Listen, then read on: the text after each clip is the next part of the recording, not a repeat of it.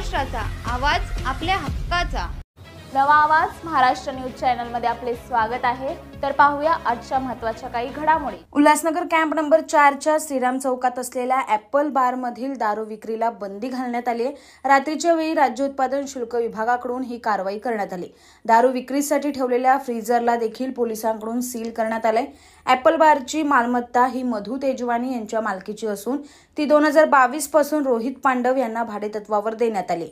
त्यानंतर 2024 साली भाडे करारनामा हा संपुष्टात आलाय, परंतु सदर चालक हा भाडे देत नसून हॉटेल ही खाली करत नाहीये. याविषयी तेजवानी यांनी पोलीस ठाण्यात तक्रार केली.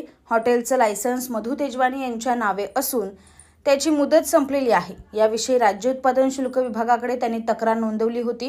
रात्री राज्य उत्पादन शुल्क विभागाच्या पोलिसांनी ॲपल बार मधील दारू विक्री करण्यास बंदी घातली असून हॉटेलमधील असलेल्या फ्रीजरला सील करण्यात आले.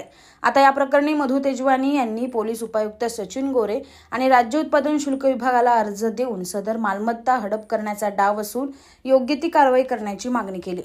ये प्रॉपर्टी है, रेंट पे दिया हुआ है, हम लोग ने दिया है, पांडव को है, मगर ये नितिन बीच में पूरा कचरा कर रहा है और इसका कोई बीच में हमारे साथ एग्रीमेंट नहीं है.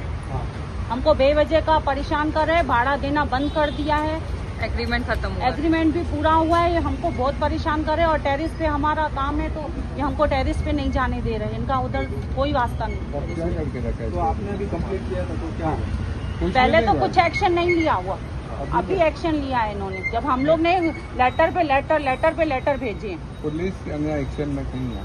सर काय सांगणार?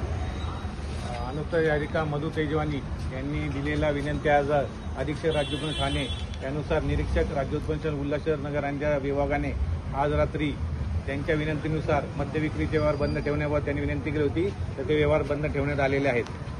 त्यांचा विनंती अर्ज आहे, त्यानुसार कारवाई झालेली आहे. बातम्या पाहण्यासाठी चॅनलला सबस्क्राईब करा, बेल आयकॉनवर क्लिक करा आणि रहा सतत अपडेट. तुमच्या परिसरातील काही घडामोडी किंवा समस्या असतील तर आमच्या वृत्तवाहिनीला संपर्क करा आणि तसेच सतत अपडेट राहण्यासाठी आमच्या वृत्तवाहिनीला सबस्क्राईब करा आणि बेल आयकॉन दाबायला विसरू नका.